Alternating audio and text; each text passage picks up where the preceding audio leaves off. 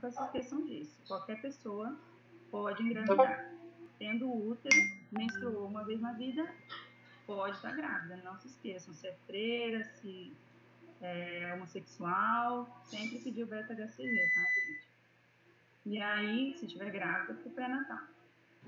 Depois, o TSH, né, importante, que o hipotireoidismo também é uma causa de amenorreia, que vai tratar de acordo. E usar a prolactina. Então, esses três são os principais. Uma amenorreia secundária, beta-HCG, TSH e prolactina. Certo? Segundo passo, o teste da progesterona. Não sei se vocês já ouviram falar. Alguém já ouviu falar desse teste? Não? Ninguém? Então, assim, se você fez os exames, o TSH e a prolactina estão normais, não tem plano de tireoide, não tem hiperprolactinemia, vamos investigar, então, porque não está sangrando essa paciente. O teste da progesterona. Você vai dar para ela acetato de medroxiprogesterona, 10 miligramas. Professora. Oi. Antes da senhora falar isso, tem como a senhora explicar um pouquinho melhor sobre o TSH? Como que ele influencia nessa amenorreia? Isso, eu vou explicar mais para frente. Ah, tá bom então, obrigada. Tá? Vou explicar mais para frente. Então, ali foi mais para exemplificar. Então, o teste da progesterona, você vai ofertar para essa paciente 10 miligramas por dia, por 7 a 10 dias, né? Vamos avaliar a presença de proliferação endometrial. Por quê? Vocês lembram no ciclo menstrual que primeiro vai ocorrer a produção de estrogênio e depois da ovulação vai ocorrer a produção de progesterona, que vai amadurecer esse endométrio e depois ele vai descamar. Então, se a gente faz esse teste da progesterona, na intenção de avaliar isso, porque se ela tem estrogênio, tem útero, tá tudo certo, talvez está faltando a gente simular um ciclo para que ela venha a sangrar. Né? Então, você vai fazer esse teste para saber se ela tem estrogênio, que proliferou o endométrio dela. Se ela tiver, você vai fazer o teste e ela vai sangrar. Então, está escrito aqui, caso ocorra o sangramento, usualmente entre 2 a 7 dias após o uso da medicação, concluímos pela presença de estrogênios plasmáticos e diagnosticamos o quadro como anovulação crônica, por uma disfunção do eixo hipotálamo-hipófise ovariano. Então, quer dizer, o hipotálamo ok, hipófise ok, ovário semi-ok. Produziu estrogênio, mas não completou o ciclo. Então, estava faltando a progesterona que ocorre após a ovulação. Professora, uma dúvida. O teste da progesterona tem um dia certo para ser iniciado? Não, pode ser feito a qualquer momento. Se você descartou a gravidez, ele pode ser feito a qualquer momento, porque ela vai estar amenorreica, né? Então, a gente pode fazer a qualquer momento. Obrigada. Então, e se ela não sangrar? Né, você ofertou acetato de medroxiprogesterona, 7 a 10 dias, simulou a segunda fase do ciclo. Se ela não sangrou, então, não ocorrendo sangramento, a leitura que podemos fazer é a ausência do estímulo estrogênico. Então, o hipoestrogenismo pode ser causado pela falta do estímulo central, né, de gonadotrofia, do hipotálamo ou da hipófise, ou uma falha do componente ovariano. Né? Então, ou não está sendo estimulado, ou o ovário não está produzindo esse estrogênio por algum motivo. É isso que a gente deduz. Tá? E também pode ser causado por lesões endometriais. Temos que afastar também. Então, se você fez o teste negativo, você vai verificar tudo isso. Então, pode ser aquela síndrome de Asherman, que eu comentei, que ocorre após uma curetagem, ou até uma infecção, uma endometrite, né, pode causar uma atrofia, uma calcificação do endométrio, que faz com que ele não sangre. Então, aqui, falando novamente, a síndrome de Asherman pode ser decorrente de curetagem, cirurgias uterinas, né, é um quadro que se instala após esses eventos, e o diagnóstico mais preciso dessa síndrome é por meio da esteroscopia. Ele vai visualizar a cavidade endometrial e vai verificar que tem essas sinecas aí, certo? Então, o teste da progesterona basicamente é para isso, para verificar, depois que você excluiu aquelas patologias inicialmente, você vai verificar se ela está com produção estrogênica adequada. Então, aqui nesse quadrinho, ressaltando as causas de amenorreia secundária, tá? E circulados em amarelo. Então, sinéquias uterinas, que são essas travezinhas que se formam dentro da cavidade endometrial, e a estenose cervical, que também pode acontecer por algum procedimento ou mesmo na curetagem, certo? Cauterizações. Prof, eu tenho uma dúvida. Sim, pode falar. Lá na parte do teste de progesterona, então, se eu fizer o teste e ela sangrar, quer dizer que ela tem o estrogênio, só que em quantidades menores. Então, eu fecho o diagnóstico de anovulação crônica, é isso? Ou nem sempre vai ser anovulação crônica? Nem sempre vai ser, mas a direção é essa. A direção é essa mesmo. Então, se você fez o teste, ela sangrou, quer dizer que ela está produzindo estrogênio, mas faltou ovulação para concluir o ciclo, e aí sim ela menstruar. Então, o raciocínio é esse. Bem isso mesmo. Só que eu vou explicar aqui no próximo slide por que a gente não usa tanto esse teste sempre na prática clínica. Então, aqui, ó. Então, resumindo, sobre o teste da progesterona. No caso de sangramento, você deu o remédio, ela sangrou depois, pressupõe-se que a paciente produz estrogênio, seu endométrio está desenvolvido e o trato genital está livre, quer dizer, não tem nenhuma obstrução, certo? Anatômica. E se ela não sangra, você pressupõe que ela não produz estrogênio. E aí você deve estimular com estrogênio, dar uma pílula anticoncepcional, alguma coisa assim. Tá? Esse é um outro passo. E se ela não responder, mesmo você dando estrogênio e progesterona, simulando o ciclo, você pode concluir por uma anormalidade anatômica. Tá? Então, as pacientes são tratadas com progesterona para verificar a presença de sangramento, né, para ver que o trato genital dela tá ok.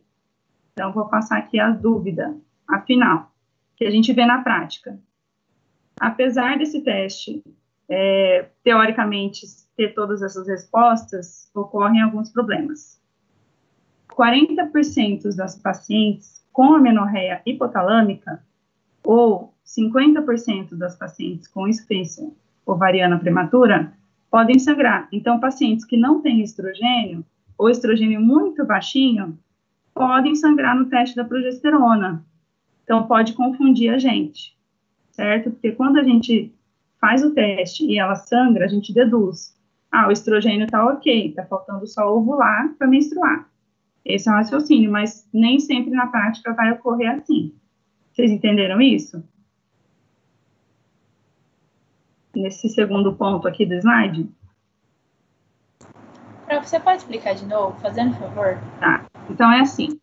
Quando você faz o teste da progesterona e a paciente sangra, você deduz que ela está produzindo estrogênio, né, que desenvolveu aquele endométrio, e que ela não tem nenhuma obstrução no colo, nem sinéquia, nem obstrução na vagina, nada. Quer dizer, faltava só você fazer a progesterona, faltava só como se fosse ovular, né, faltava a progesterona da ovulação para ela poder menstruar.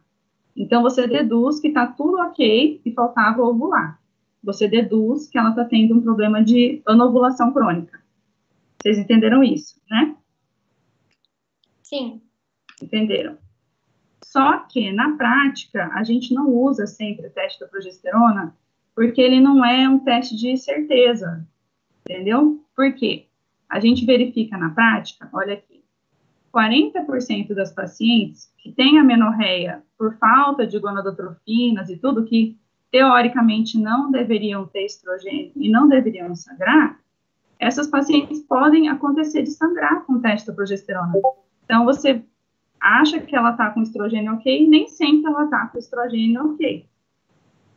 Entendeu? Mas, prof, isso acontece porque é uma dose muito grande que você acaba dando de progesterona? Seu microfone está desligado, prof. Acho que mutou no Meet.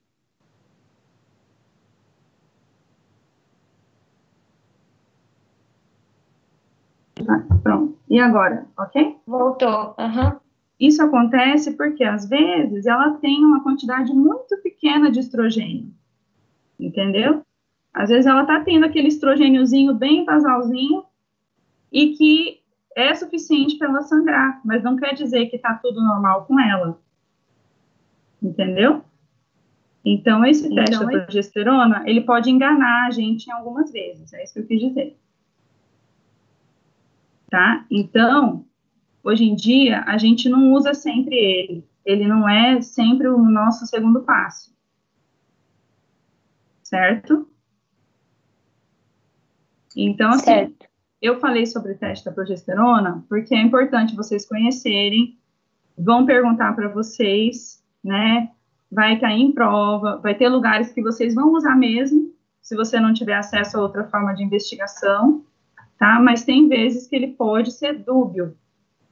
Às vezes ele pode dar um resultado que nem sempre é a causa real, tá? Então, eu pus esse dado aqui para a gente ficar atento, né? Que 50% das pacientes com insuficiência ovariana prematura podem sangrar, porque às vezes elas estão no início daquela insuficiência, estão começando uma atrofia do ovário e ainda tem um pouquinho de estrogênio.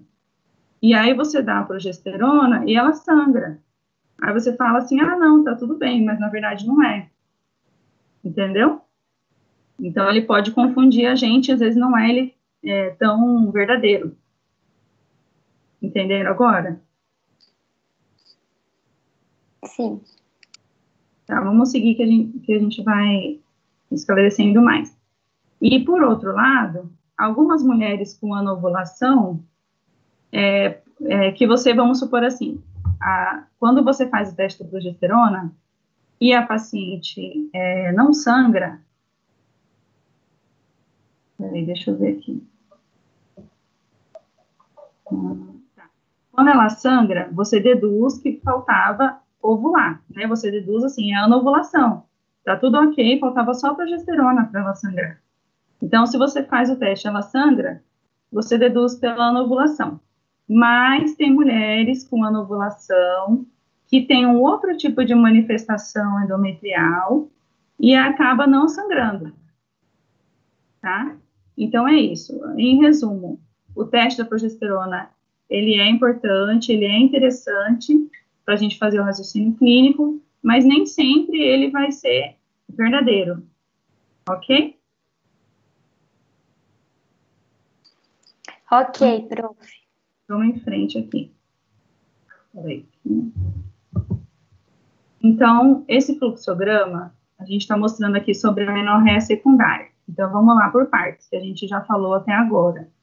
Lá em cima, a amenorreia secundária. Você vai para a esquerda lá. Você já dosou o beta-HCG, TSH e prolactina. É o primeiro passo, certo? Dá o primeiro slide lá. Então, você viu que ela não deu beta positivo. Gravidez descobriu a causa da amenorreia dela. Tá? Prolactina aumentada. Você vai ver que a causa da amenorreia é hiperprolactinemia. Pode ser um tumor de hipófise, né? Então, você vai investigar hoje em dia a gente usa mais a ressonância mesmo, da célula tórcica, ressonância de crânio, tá? E se o TSH está aumentado, hipotireoidismo. Então, vai tratar de acordo. Então, primeiro passo, beta-HCG, TSH, prolactina. Tá? Mas aí você fez tudo e deu tudo negativo, não tá grávida, não tem hiperprolactinemia, não tem hipotireoidismo. Você vai aqui para o lado direito do fluxograma, faz o teste da progesterona, com acetato de medroxiprogesterona, 10 miligramas 5 dias. Então, se sangrou, você deduz que é anovulação. Se não sangrou, você vai investigar, vai dosar o FSH ou LH, e você deduz que há algum problema no eixo. Correto? No eixo a nível de Hipotálamo glândula? hipófise. Hipotálamo Hipófise. Tá bom? Uhum. A gente vai dosar o FSH ou LH para ver o que está acontecendo com esse eixo dessa mulher, que ela não está produzindo o estrogênio. Correto? Quando o teste é negativo. Então, a gente está nesse balãozinho vermelho aqui. A gente já passou por todo esse começo do fluxograma do lado esquerdo, e agora nós vamos seguir em frente quando o teste deu negativo. Vocês estão acompanhando esse raciocínio? Sim, prof. Mais ou menos? Desculpa, eu me perdi. O que é esse AMP 10 miligramas? Como que é o nome? É o acetato de medroxiprogesterona. É o nome do medicamento que nós vamos usar para fazer o teste da progesterona. É o Provera. É aquele, deixa eu mostrar aqui. Aqui, ó. Essa caixinha azul aí, ó. Branca e azul. Provera. Ah, tá. Tá bom. É esse Obrigada. medicamento aí, tá? Tá, obrigada. AMP, Fiquei com uma dúvida. sim. A senhora falou, né, que o problema, então, desse AMP é por gerar como ele é uma dedução, pode ser que você tenha um resultado, mesmo com o sangramento, não seja conclusivo.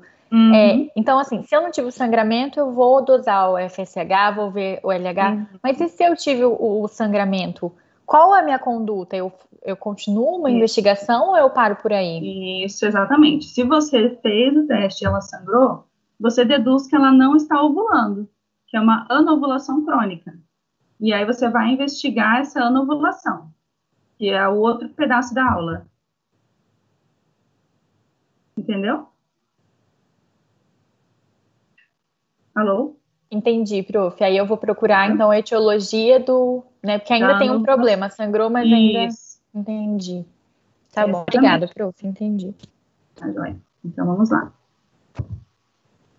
Então, você fez a dosagem do FSH e do LH, né? Então, o normal é até 20. Então, você vai ver lá que está maior que 20, o FSH e o LH, os dois, maiores que 20. Então, você chama isso de hipogonadismo hipergonadotrófico. Quer dizer que as gonadotrofinas, FSH e LH, estão aumentadas, certo? E se você dosar e der baixo, no próximo slide eu vou mostrar menor que 5, você vai chamar de hipogonadismo hipogonadotrófico. Então, quer dizer que a hipófise não está produzindo FSH e LH, certo? Então, isso aqui é só para a gente dividir.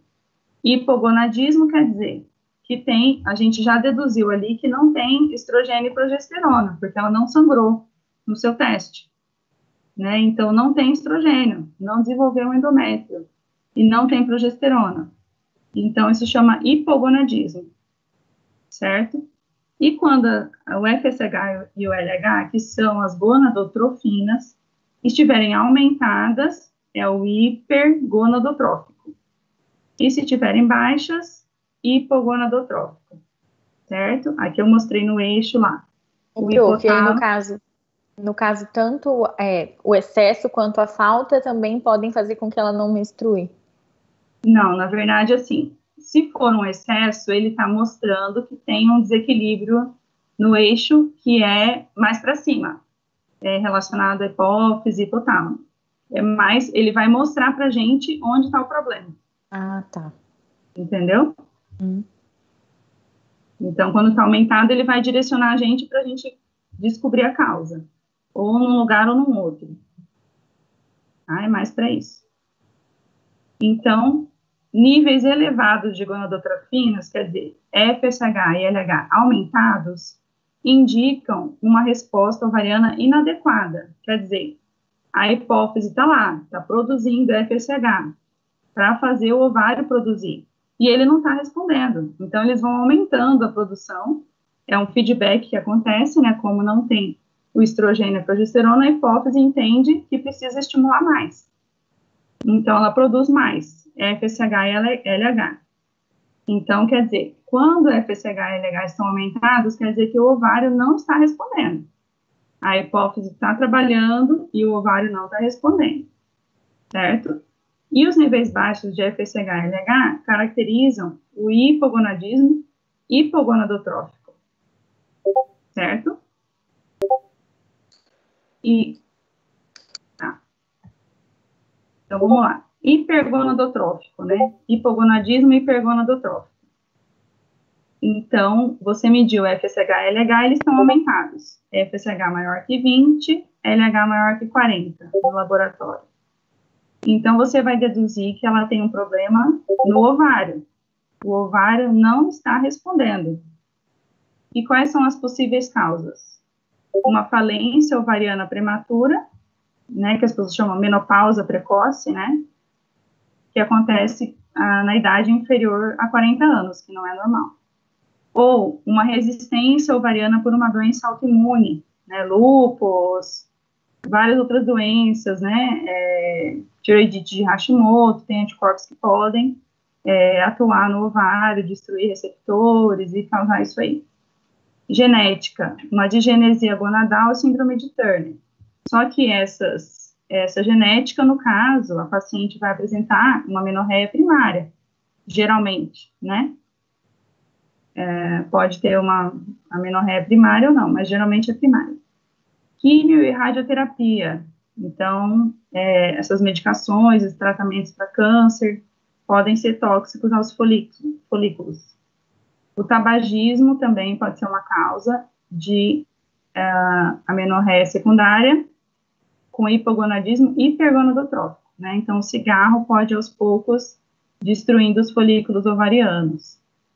A síndrome de Savage, que é uma síndrome onde os ovários não respondem às gonadotrofinas devido a anticorpos que destroem os receptores, bloqueiam receptores das gonadotrofinas no ovário. Então, uma observação interessante, em todas as mulheres com menos de 30 anos e diagnóstico de falência ovariana, deve ser solicitado o cariótipo.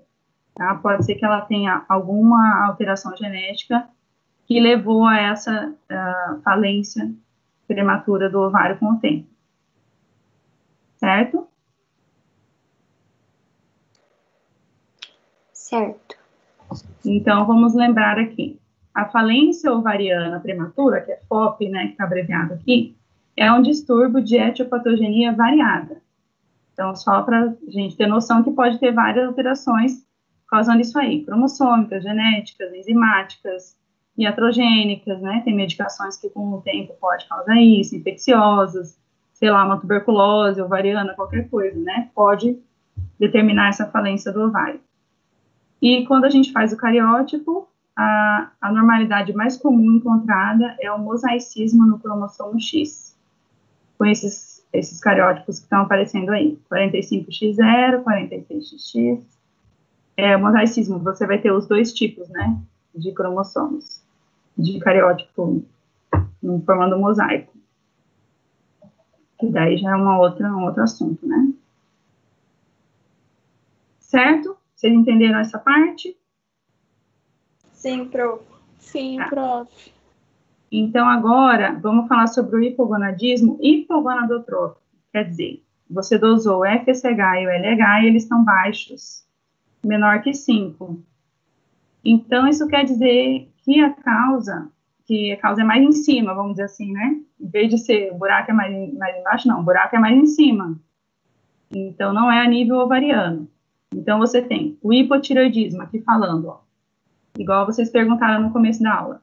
O TSH aumentado, ele bloqueia os pulsos do GNRH, lá no hipotálamo, certo? Ele vai interferir na produção daquele hormônio estimulante da tireoide e vai gerar um ciclo vicioso lá, certo? O TSH vai bloquear os pulsos do GNRH. E as causas hipotalâmicas, doenças crônicas, diabetes, várias doenças. Distúrbios alimentares, anorexia, bulimia, todas vão agir a nível central e vão afetar o hipotálamo. Perda de peso, estresse. Então, o estresse por quê? O cortisol aumentado também bloqueia os pulsos do GNRH. Exercício físico, por quê? Serotonina e endorfinas, em excesso, claro, né, bloqueiam a pulsatividade do GNRH. Não quer dizer que se você fizer exercício vai parar de menstruar, mas assim, a gente observa maratonistas, pessoas que fazem exercícios extenuantes, atletas, né, pode acontecer de não menstruar por causa desse bloqueio. Tá? E a pseudociese, que é a gravidez psicológica, também tem a ver a nível central, com dopamina, outros neurotransmissores, certo? Tumores ou lesões traumáticas do sistema nervoso central, que podem lesar o hipotálamo, né, radioterapia, são alterações que podem lesar o hipotálamo e diminuir a produção do GNRH, né, alterar a pulsatividade do GNRH e, consequentemente, diminuir a produção do TSH, do FSH e LH. E causas hipofisárias, hiperprolactinemia, que nós já vimos no começo, e tumores hipofisários também pode diminuir essa produção. Certo? Então, aqui falando... Vocês querem perguntar alguma coisa? Então, tá. O hipogonadismo hipogonadotrófico com a causa hipofisária aqui mostrando, para exemplificar a síndrome de Sheehan, né, que é aquela causa puerperal, né, que eu expliquei no começo. A mulher tem uma hemorragia puerperal, um sangramento, atonia uterina, um DPP, leva a um choque hipovolêmico, hipoperfusão da célula túrcica e necrose da hipófise anterior. Né? Pode ocorrer hipopituitarismo, né, de todos os hormônios da hipófise ou dessa parte anterior que produz o FSH e o LH. Então, para vocês, certo? Então, isso aí. E aqui, mais uma... Vamos supor, a paciente está com amenorreia, você dosou as gonadotrofinas, estão diminuídas, né? FSH e LH baixos. O próximo passo seria o teste do GNRH, né? Você injeta de forma endovenosa a gonadotrofina e vai observar se ocorre o aumento das gonadotrofinas. Então, você dosa primeiro FSH e LH basais, você faz como se fosse um pulso de GNRH e vai observar, tá? Se você fez esse teste e aumentou depois o FSH e o LH, quer dizer que a causa é hipotalâmica, quer dizer que estava faltando o GNRH. Então, você deduz que é uma causa hipotalâmica, estresse, anorexia, bulimia, tumores, radioterapia, doenças crônicas. Agora, se você injetou GNRH, você fez um pulso de GNRH e não aumentou as gonadotrofinas, quer dizer que a sua hipófise não está funcionando e não está resolvendo. Então, o problema é hipofisário. Então, síndrome de Sheehan, que seria aquela necrose, ou a síndrome da célula vazia, um pan-hipopituitarismo. Né? Mas esse também é um teste que a gente não faz, tá? É uma coisa muito, vamos supor assim, científica. Né? Na prática clínica a gente não usa, mas é importante vocês saberem que existe esse teste. Tá bom? Pode ser usado em alguns casos, sim, mas no nosso dia a dia a gente acaba não usando. Certo? Entenderam? Sim. Sim? Tá. Então, aqui o nosso fluxograma mostrando a investigação da amenorreia secundária. Então, primeiro de tudo, sempre, né, a história, o exame físico, e aí você vai dosar o FSH, prolactina, enfim. Esse é um fluxograma que mostra um pouco de tudo, né? Então, aqui eu estou considerando, na verdade, que você já viu que não tem hiperprolactinemia, né? Que daí é uma outra causa. Então, você foi para a gonadotrofina. O FSH está normal, você vai deduzir pela anovulação crônica, certo? Que é a nossa próxima aula. O FSH aumentado, você vai deduzir que é um problema de insuficiência ovariana, quer dizer, a hipófise está funcionando, está produzindo e seu ovário não está respondendo. Então, problema ovariano, insuficiência ovariana prematura, menopausa, só revisando, tá? E se o FSH está baixo, você deduz que é um problema hipotalâmico ou da hipófise, né? Então, as doenças hipotalâmicas, estresse, emagrecimento, doenças hipofisárias, né? Síndrome de Sheehan ou um tumor, certo? Essa outra parte aqui, defeitos estruturais, eu não frisei porque a gente já falou lá atrás, que já passou numa outra etapa da nossa investigação. Vocês entenderam? Sim. Tá. Então, assim, eu disse que essa aula é extensa, assim, porque essa questão da ginecologia endócrina é a parte, pelo menos para mim, mais que tem mais detalhe, que exige mais raciocínio, né, da ginecologia, né, sempre, pelo menos para mim, sempre foi um desafio, né. Então, por isso que eu falei, a gente precisa estar raciocinando, tem que conhecer o eixo, né, todos os feedbacks e tudo mais. Mas, assim, vamos vencer, beleza? Beleza, prof. Então, essa foi a parte de amenorreia secundária. Agora, nós vamos partir para outra parte que seguiria na nossa investigação, a anovulação crônica, que é a segunda parte da aula. Tá. Então, o tratamento das amenorreias, eu não vou falar muito, porque cada tipo de amenorreia vai ter um tratamento de acordo com a etiologia e de acordo com o objetivo de cada paciente, cada sintoma que ela tem, o desejo de engravidar ou não, né? Então, dependendo da causa, você vai tratar de acordo. São milhões de causas, né? Milhões de tratamentos, certo? Então, vamos lá.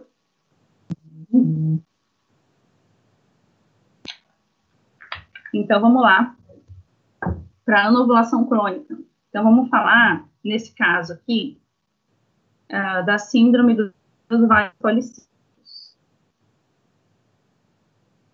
Vocês já aprenderam alguma coisa sobre isso? Já ouviram falar? Já tem alguma ideia? Já tivemos tutoria disso. Uhum. Vocês viram que é desafiador, né, não? É muito confuso. Demais, Exatamente. difícil, né? Difícil. Exatamente. Mas é isso aí, vamos vencendo, raciocinando passo a passo, mas vocês não estão sozinhos, tá? É realmente desafiador, é complexo. Por quê? É uma endocrinopatia multifatorial. É aquela questão, assim, que você não sabe quem veio primeiro, se é o ovo ou se é a galinha. E você também não sabe, assim, existem milhões de causas, né? Mas vamos lá. É uma endocrinopatia comum, muito comum, que se caracteriza pela óligo ou anovulação, mais sinais de excesso de androgênios e múltiplos pequenos cistos ovarianos. É um distúrbio endócrino mais comum em mulheres na idade reprodutiva, afeta de 4 a 12% dessa população.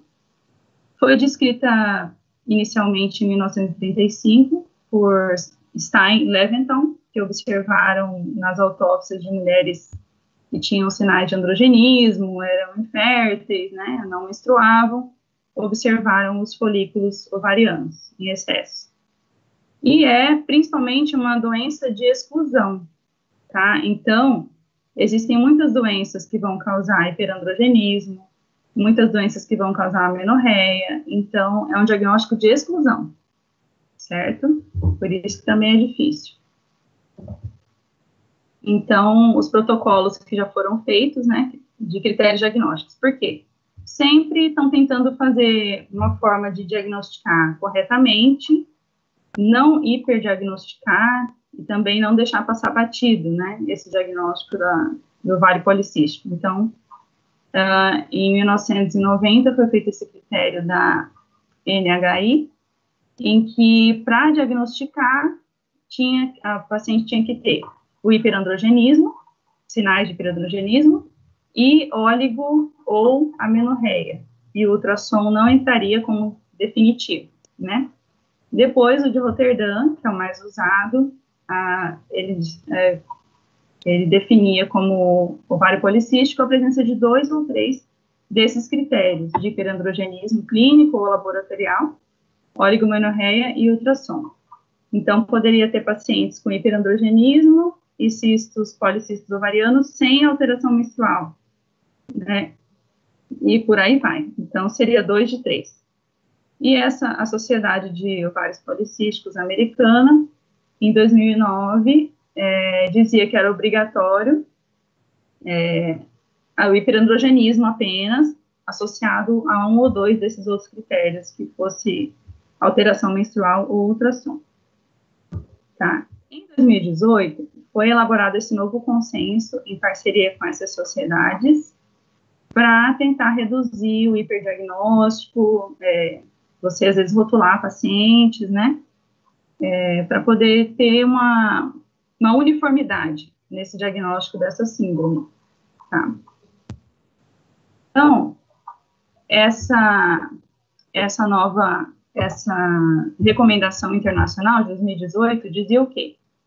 Que para você dizer que a paciente tem ovário policístico, síndrome dos ovários policísticos, ela teria que ter hiperandrogenismo, dois desses 3 critérios, né? Hiperandrogenismo, óligo ou amenorreia, critérios ultrassonográficos, que nós vamos falar depois, e excluir outras causas, que é fundamental, né? Então, aqui essa figurinha, eu achei legal, porque é um desenho engraçado, para a gente guardar na mente, né?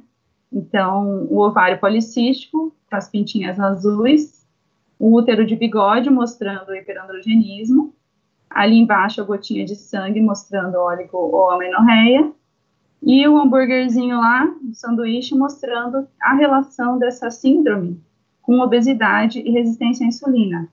Então, achei, assim, interessante para a gente ter na cabeça, não esquecer, né, todos esses critérios aí. Então, qual que é a questão? A questão é assim, existem os critérios de diagnóstico, tá, para você dizer que a pessoa tem síndrome dos ovários policísticos, e tem as manifestações clínicas que a paciente vai ter, tá, que a gente também vai falar. Então, aqui a gente está falando do diagnóstico, tá, que são esses itens aí, esses 3, hiperandrogenismo, alteração na menstruação, óligo ou amenorreia, e os critérios ultrassonográficos. Então, a síndrome dos ovários policísticos pode ter tem causas multifatoriais. Então, ela pode ser genética, hoje em dia já se fala muito que é multigenética, na verdade, não existe um gene exato que você vai dizer, a pessoa tem tal gene, ela tem ovário policístico, né? Então, são várias alterações genéticas que podem estar associadas com o desenvolvimento dessa síndrome. Causas metabólicas, né, obesidade, causas ambientais e endócrinas. Então, acredita-se que ela seja multifatorial e foram descobertas essas coisas aqui, esses fatores aqui, que pode estar presente em pacientes que pode estar causando essa síndrome.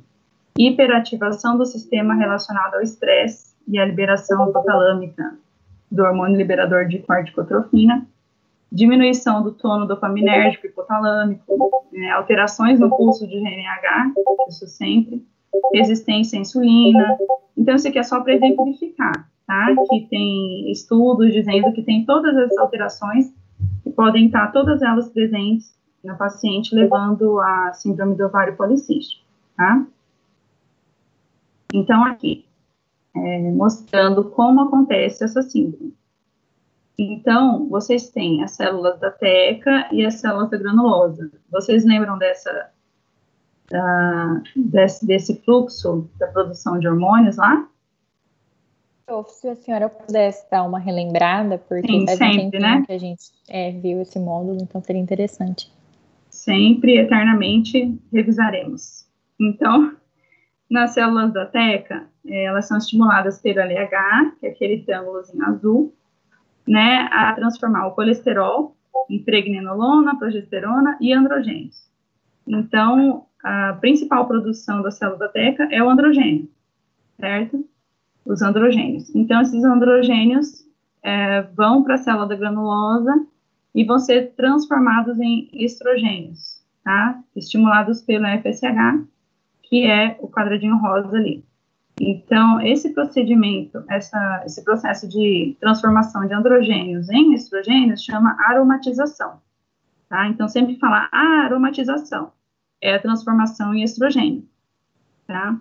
Então, basicamente é isso. Essas duas células, esses 2 tipos de células estão nos folículos ovarianos e as células da teca transformam o colesterol, as gorduras em androgênio e a célula da granulosa vai ser estimulada pela FSH a produzir estrogênios a partir dos androgênios, tá? Então, é basicamente isso. Só que, na paciente que tem a síndrome dos ovários policísticos, é aquela coisa que eu falei, não se sabe quem veio primeiro, se é o ovo ou se é a galinha, não se sabe por quê. Ela, na verdade, assim, existe uma alteração nos pulsos do GNRH das pacientes com ovário policístico. Então, eu estou ali no próximo slide, que tem uns gráficos sobre a produção de LH, vocês viram aí?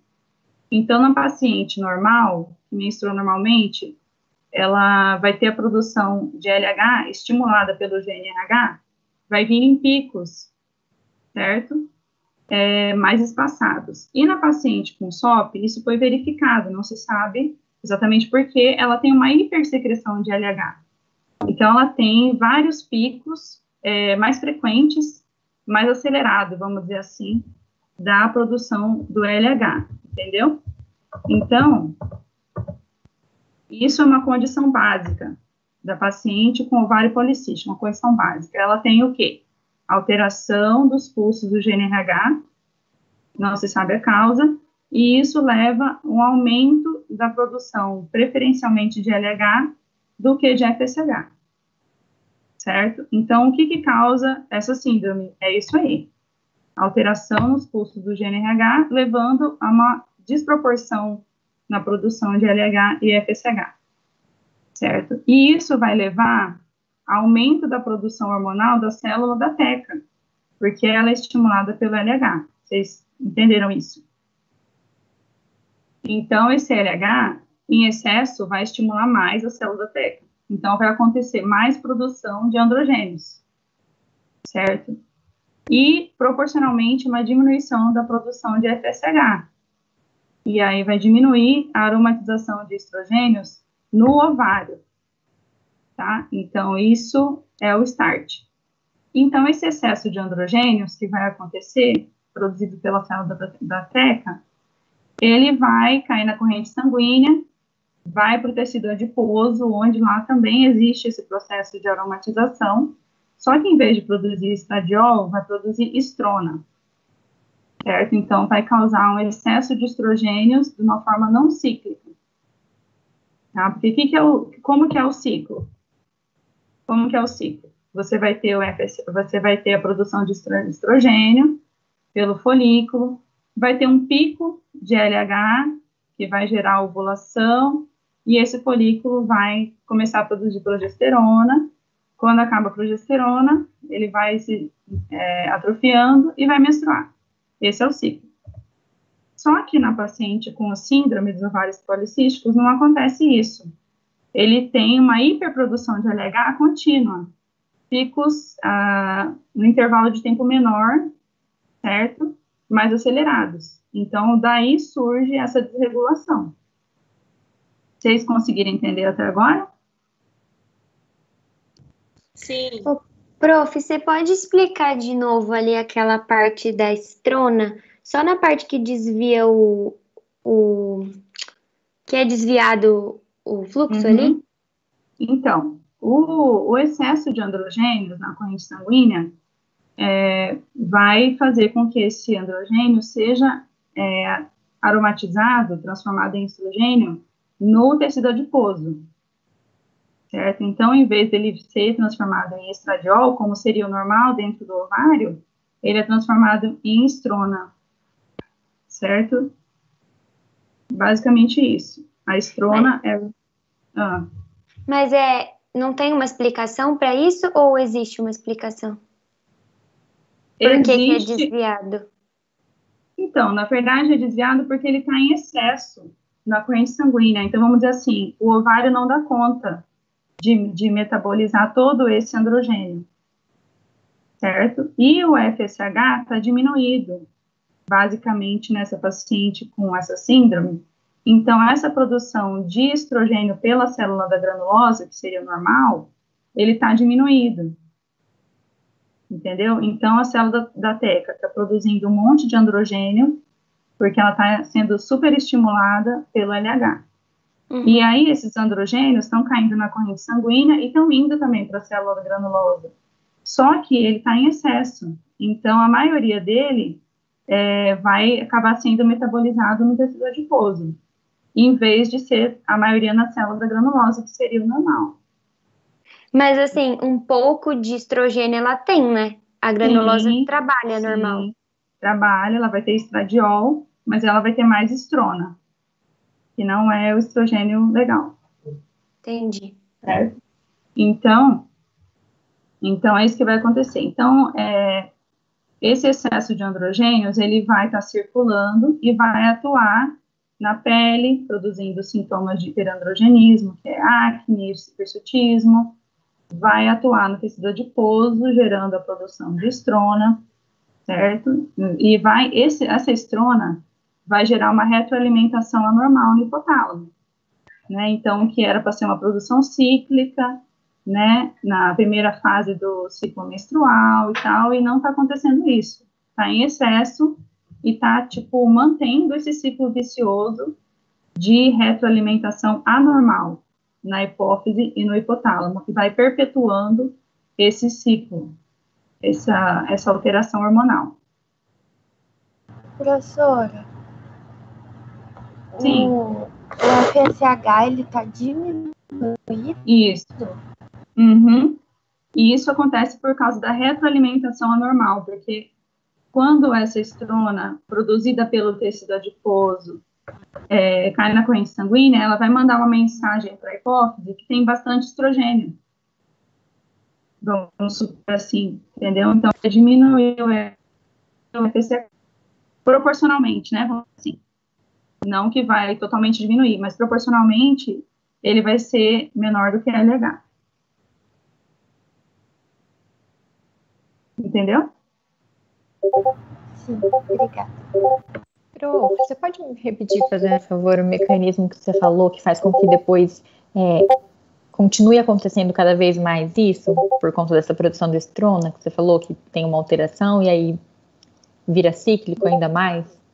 Então, deixa eu ver aqui no slide que eu coloquei aqui. Peraí.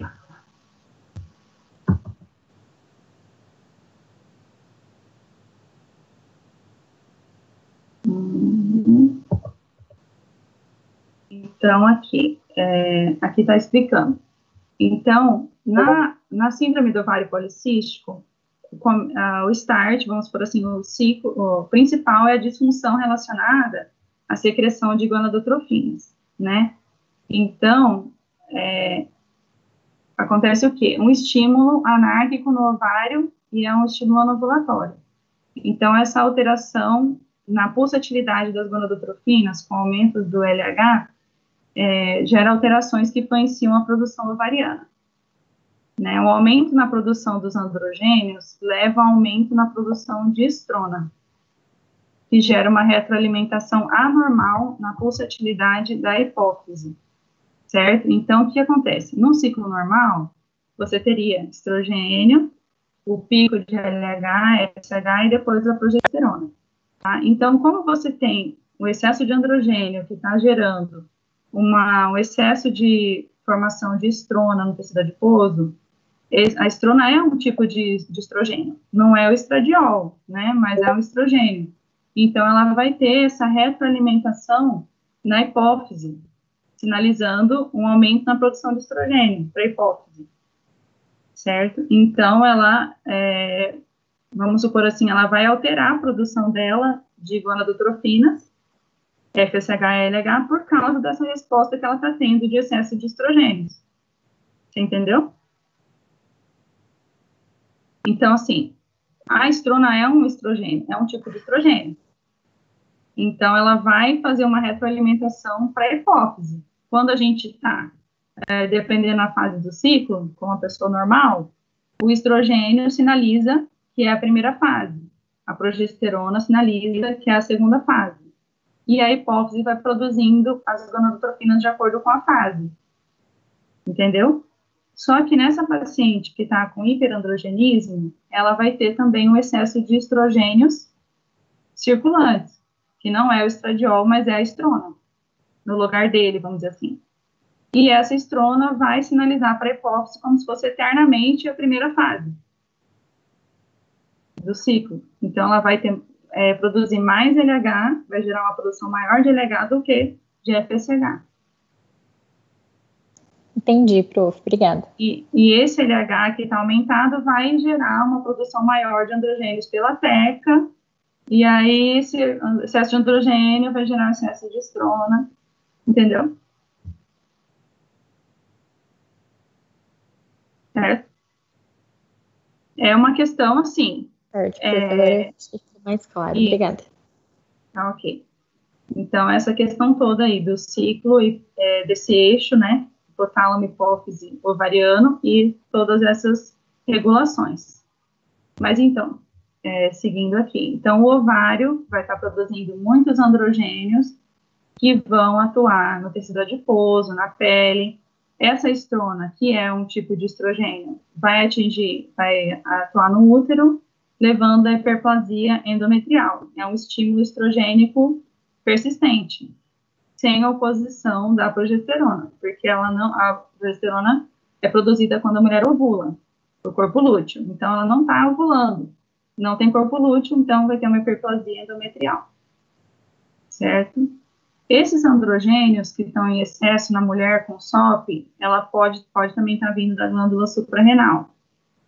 Então, vamos supor, você está avaliando a paciente, você suspeita que ela está com SOP, você vai investigar, vai pedir várias dosagens hormonais e pode detectar que ela tem uma alteração, não desse eixo, mas uma alteração de suprarrenal, por exemplo, e daí já é uma outra doença. Então, essa alteração da glândula suprarrenal pode levar a um aumento de produção de androgênio, que pode ser o início, em vez de começar pelo hipotálamo, começa pela suprarrenal, essa síndrome do ovário policístico. E aí você vai ter as mesmas manifestações, as mesmas alterações, vamos supor, a entrada aqui pelo glândula suprarrenal vai gerar essa retroalimentação normal também, tá? Então, por isso que é um diagnóstico de exclusão, ovário policístico. A gente vai verificar todo o quadro e você vai ver que vai ter outras doenças que podem causar a mesma manifestação. De pele, de ovário, de tudo. Tá? Então, tá bom, vamos seguir. Então, aqui, nesse slide, simplificando aqui o ciclo menstrual, né? Então, esse aqui é um ciclo normal, né? Igual eu falei agora há pouco. Então, na primeira fase, estradiol, vai ter o pico do estradiol sinalizando que o folículo está pré-ovulatório. E aí vai ter o pico do LH, vai fazer a ovulação. Depois, na segunda metade, a progesterona. Só que na paciente com SOP, igual eu acabei de dizer, você não está ovulando. Você está tendo apenas a produção mais de estrogênio, né? E aí você não tem a ovulação, você não vai ter produção de progesterona, né? Que ela só começa, que é a linha preta, né? Só começa depois da ovulação. Tá vendo essa barra cinza? É quando ocorre a ovulação. E aí o corpo lúteo vai produzir a progesterona. Então você não vai ter isso na mulher com SOP. Então o endométrio vai ficar espessado, instável, né? E a mulher pode ter um padrão de sangramento imprevisível. Geralmente a menorreia, mas também pode acontecer dela ficar muito tempo sem menstruar, com o endométrio exposto ao estrogênio durante muito tempo, ele ficar espessado, instável, e depois de passar 90 dias sem menstruar, ela pode ter uma menorragia, sangrar 15, 20 dias em grande quantidade, por causa disso aí. Certo? Então, tá. Essa figurinha geralmente assusta um pouco, né? Mas ela é uma figurinha que a gente tem que ter embaixo do braço, né? Que a nossa vida é essa aí. Então, tá bom. Então, relembrando aqui, vou ler aqui para exemplificar o que eu expliquei e vou explicar as consequências desse hiperandrogenismo, tá? Vocês podem interromper se tiver dúvida. Então, ocorre na síndrome dos ovários policísticos uma disfunção, primeiro alteração lá nos pulsos do GNRH, que vai gerar essa disfunção na secreção do FSH e LH, que são as gonadotrofinas. Tá? Então, essa disfunção vai gerar um estímulo anormal no ovário e um estímulo anovulatório. Quer dizer o quê? Um estímulo mais de LH, que é um quadro que estimula mais a célula da teca. Então, é um estímulo anovulatório, certo? Então, vai ter a pulsatilidade alterada nas gonadotrofinas, e essas alterações vão influenciar a produção hormonal do ovário, vai gerar aumento na produção de androgênios circulantes, vão levar aumento na produção de estrona pelo tecido adiposo, e vai levar a uma retroalimentação anormal, né, mantendo um ciclo vicioso lá na hipófise. E esse hiperandrogenismo que vai acontecer, ele vai interferir na produção do SHBG pelo fígado. SHBG é a proteína carreadora dos androgênios, tá? Então, essa é uma outra parte da influência da síndrome toda, tá? Então, a atuação desses estrogênios e androgênios no fígado. Então, esses androgênios em excesso vão, no fígado, levar à diminuição na produção do SHBG. Tá? Então, por isso, vai ter mais androgênio livre. E quando ele está ligado no SHBG, ele está inativo. Quando ele está livre, ele está ativo. Então, vai ocorrer hiperandrogenismo em todo o organismo dessa mulher. Na pele, no tecido adiposo, enfim. E aqui eu só coloquei para afastar outras causas de hiperandrogenismo, mas, enfim, depois vamos falar sobre isso. E esse hiperandrogenismo leva ao aumento de estrona, que produz aquele retrocontrole anormal, que eu já falei. Outra questão é a resistência insulínica, que também é inerente à síndrome dos ovários policísticos. Então, além dessa paciente, basicamente ela tem a alteração nos pulsos do GH, que vão levar à produção normal de FSH e LH pela hipófise, tá? Outra coisa que é inerente, básica nessas pacientes, é aumento da resistência à insulina, tá? Que é uma coisa que também não se sabe exatamente por quê, mas essas pacientes, mesmo as magras, elas podem ter esse aumento da resistência à insulina. E isso vai levar a um aumento de produção de insulina pelo pâncreas, tá? E essa insulina em excesso, que é uma outra parte da síndrome, vai atuar diretamente nos receptores das células da TECA, sinergicamente com o LH. Então, ela potencializa o efeito do LH nas células da TECA. Mais uma forma de aumentar a produção de androgênios. Entendeu? Então, e essa resistência à insulina também pode acontecer nas pacientes, vamos supor, as obesas, elas também têm isso, mais ainda. Então, não se sabe se a paciente com SOP tem resistência à insulina porque é obesa, ou se ela é obesa porque tem resistência à insulina inerente à SOP.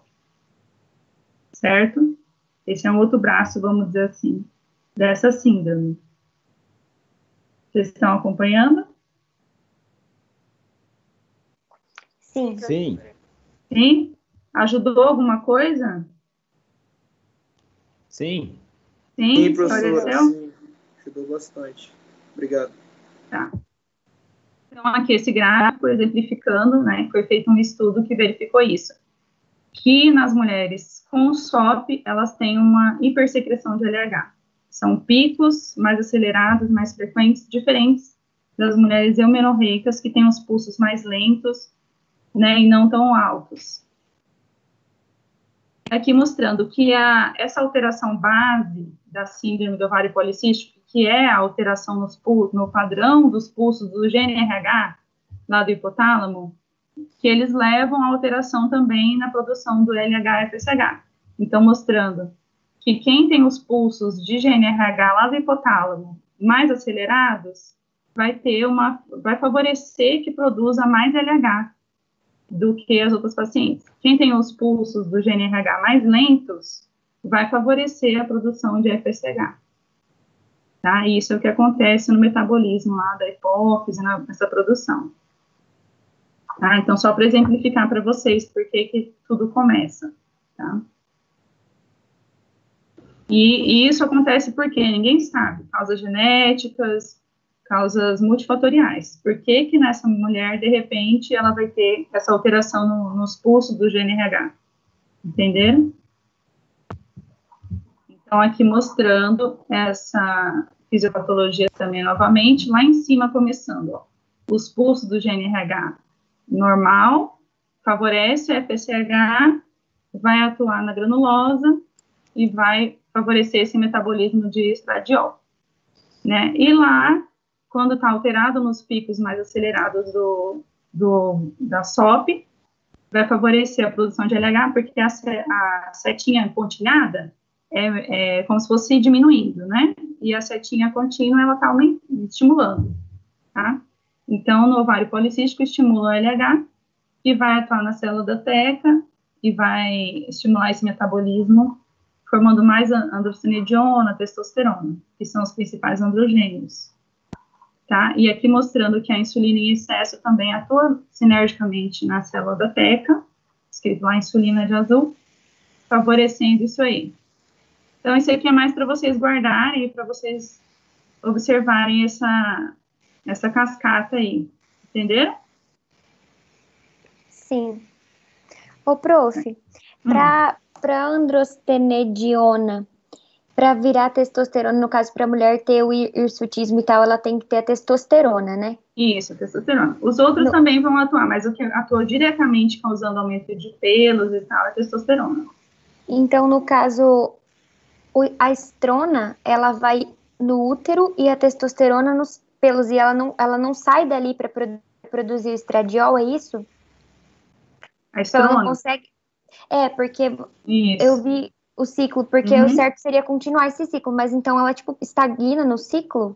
Isso, é porque a célula da granulosa não dá conta, entendeu? É muito estrona, então elas acabam atuando em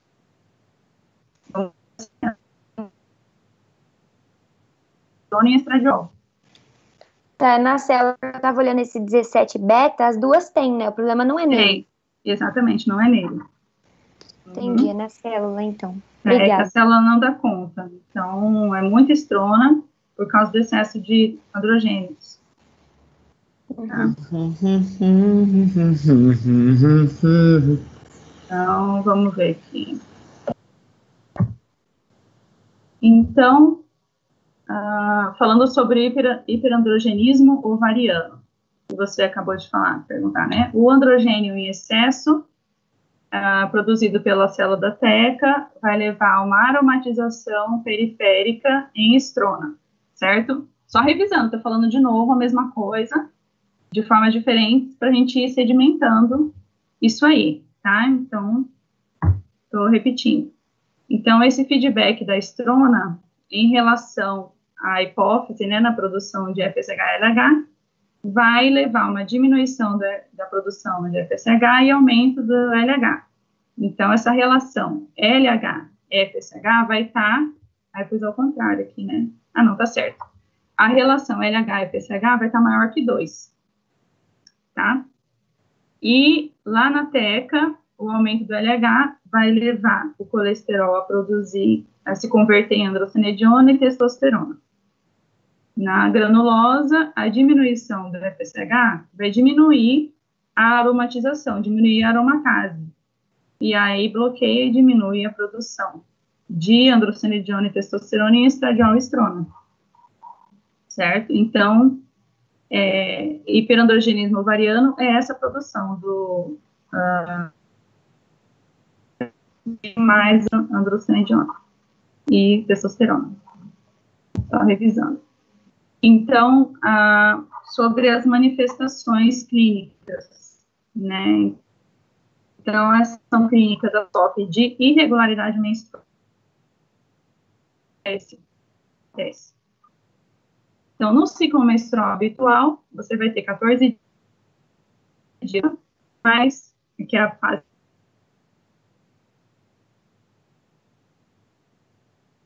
de progesterona. Só que na SOP, você não inicia o ciclo com FSH. Você não tem aquele pico do FSH que vai dar o start da ovulação. Então, você não tem o pico, também você não tem o pico de estradiol e LH, você tem o LH persistentemente aumentado, né? Então, isso ela não ovula, não vai ter uma fase secretora e não menstrua, certo? Então, se o folículo não ovula, ele persiste lá naquela outra fase, eles ficam presos no ovário, né, e vão criando esse aspecto cheio de folículos, multifolicular, polimicrocístico, certo? Entendeu? Sim, prof. Ok. E no endométrio, então, as repercussões que podem acontecer por causa dessa alteração. Então, o endométrio, ele não vai ter a fase secretora, não vai ter progesterona, vai estar sempre sob ação proliferativa, que é a do estrogênio. Então, vai se tornar um endométrio espesso e aumenta o risco de câncer de endométrio. Ele vai estar sempre na fase de mitose das células, sempre aumentando a quantidade de células. Então, isso de uma forma crônica pode levar ao câncer de endométrio, né? E a obesidade é aquela questão do ciclo vicioso. A obesidade, por si só, ela aumenta a resistência à insulina, levando à hiperinsulinemia, quer dizer, a insulina que a pessoa produz não é suficiente, não tem a ação esperada, então o pâncreas produz mais insulina. E essa insulina vai atuar sinergicamente na célula teca, aumentando a produção de androgênios, certo? E no fígado, o que acontece? Diminuição da SHBG, que é a proteína carreadora dos androgênios, diminui a ligação e, portanto, teremos mais androgênios biologicamente ativos. Certo? Isso aí eu já tinha falado também. Então, aqui o nosso ciclo vicioso.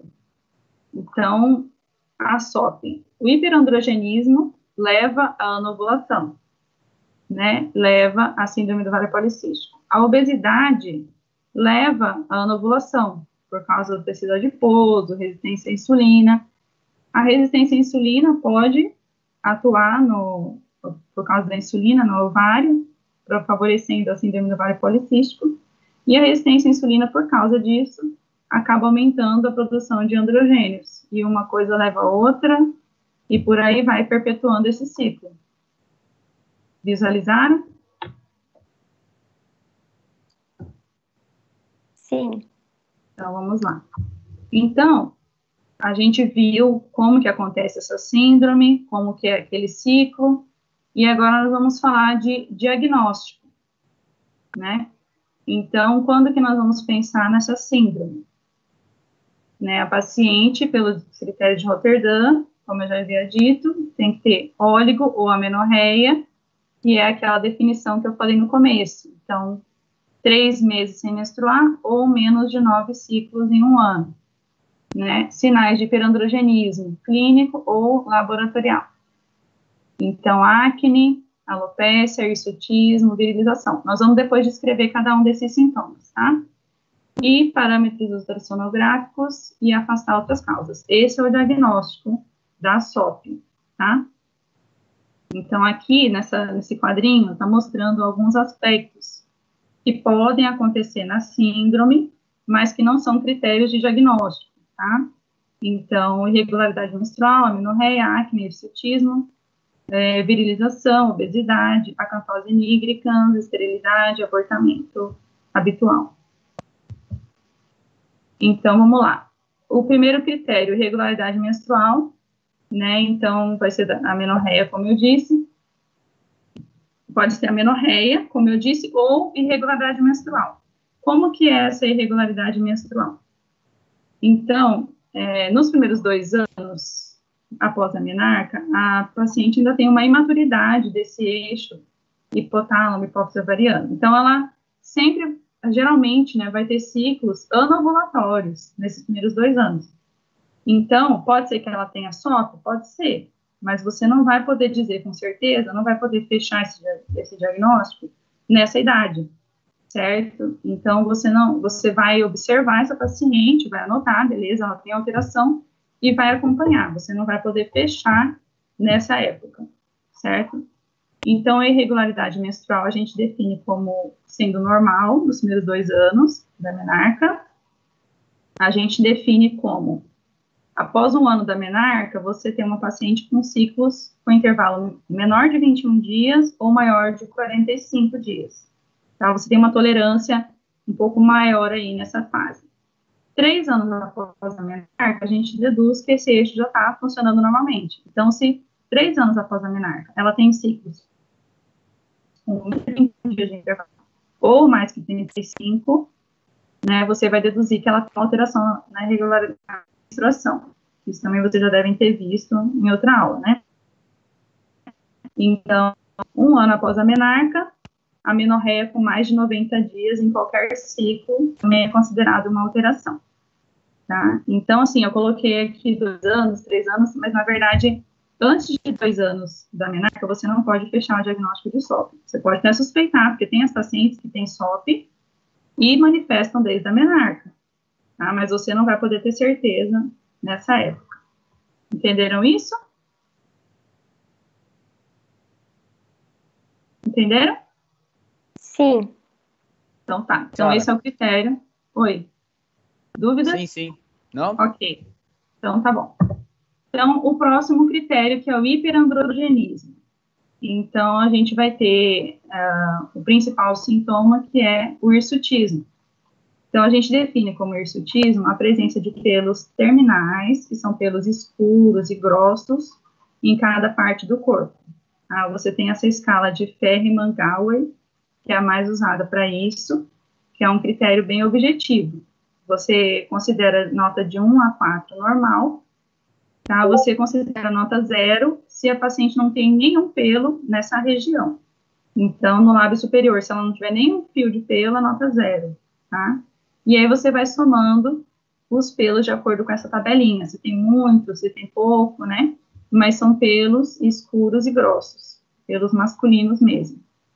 Então, de 4 a 6 você considera hirsutismo. Se você tiver uma nota 4 numa paciente de origem oriental, é considerado hirsuta. E de 6 acima, nas pacientes de outras origens, é considerado hirsuta.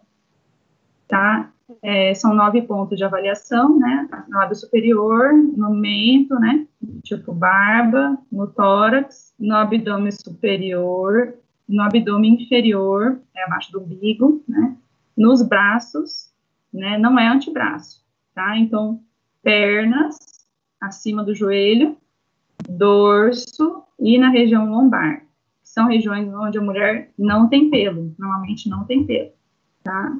Então, você vai avaliar essas regiões, pode comparar com o antebraço. Então, tem mulheres que têm mais pelos, né? Às vezes tem mais pelo no braço, pelos normais, aquele lanugo, um pelo mais fino. Então, você vai comparar. Se ela tem um braço bem peludo, o antebraço, aliás, se ela tem um antebraço bem peludo, você vai comparar com o braço dela. Então, se o braço dela tem mais pelo que o antebraço e tem pelo escuro, preto, né? Então, você vai considerar. Então, em qualquer região do corpo, você compara com o antebraço dela para observar como é o pelo dela normal. Que ela tem no braço e nas regiões dessa escala, para verificar o hirsutismo, ele tem que ser diferente. Tá? Tem que ser um pelo preto e grosso. Certo? Agora, se a mulher não tem nenhum pelo no antebraço, aí se ela tiver algum pelo, tipo lanugo, um pelo fino, mais abundante, numa dessas regiões que não são femininas, você pode considerar, tá? Então, tá. E outro critério de hiperandrogenismo, os outros, né? Oleosidade da pele, acne, queda de cabelo, alopécia e a virilização, que não é comum em SOP, tá? A clitoromegalia, engrossamento da voz, a mudança no padrão muscular, que não é comum na SOP. É um sinal de hiperandrogenismo, mas a maioria dos casos de SOP, ela vai ter outros sinais. Isso aí é mais comum quando a pessoa tem androgênios de outras origens, né? Suprarrenal ou medicamentosa. Então, aqui... Se a mulher que tem esse problema, ela não sabe que tem, por exemplo, ela faz depilação a laser, a depilação, ela pega ou ela tem um estímulo de crescer? Ela pega, ela pode falsear teu diagnóstico. Se ela já chegou lá, já tratou, já tirou os pelos, você não vai ter como avaliar bem. Você vai ter que ver pela história dela. Entendeu? Vamos supor, eu tinha pelo aqui no meu tórax, tinha pelo preto, e aí faz 2 anos que eu depilei com laser e não tem mais nada. Você não vai ver, né? Não vai ter como ver. Mesmo com o estímulo frequente do hormônio ali, não cresce de novo? Pode acontecer, mas talvez vai estar diferente do que você consideraria, vamos supor, entendeu? Talvez é um pelo um pouco mais fino, talvez. Pode prejudicar a sua avaliação. Tá? Uhum. Então, outros sinais do hiperandrogenismo, acne, aumento da oleosidade.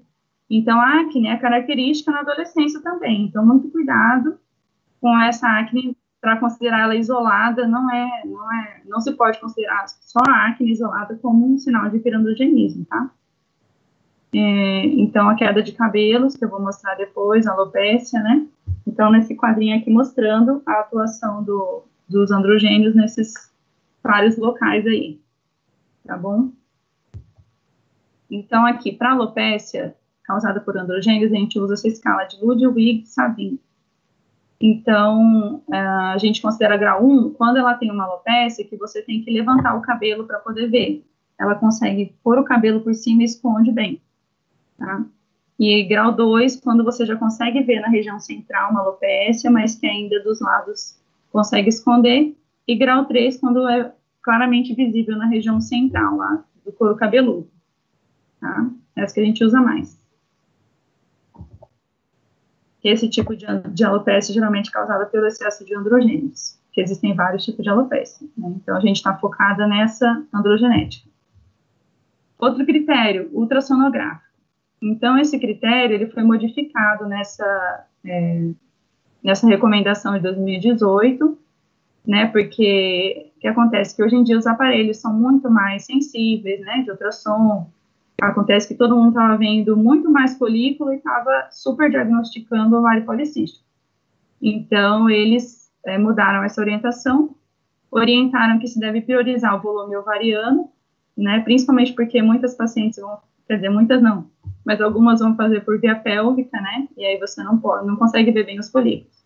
Então, pelo volume, o volume de um ou os 2 ovários maior que 10, maior ou igual a 10 centímetros cúbicos.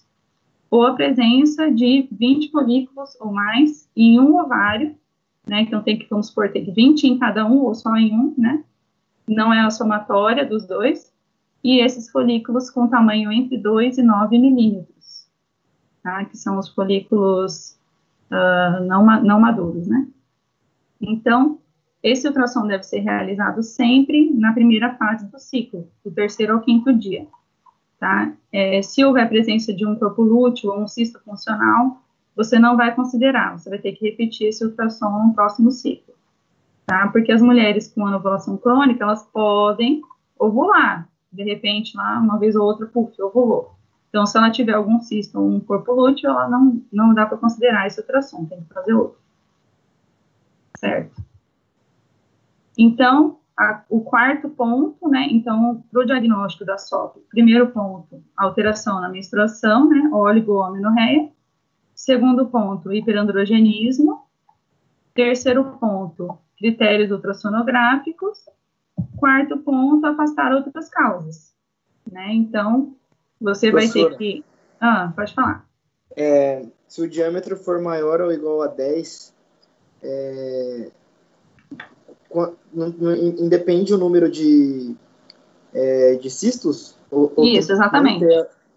Tá. Então, Isso. Então, você pode ter um ovário aumentado, um volume maior que 10 centímetros cúbicos, né, o volume, ou mais de 20 folículos. Todos esses são sinais de anovulação.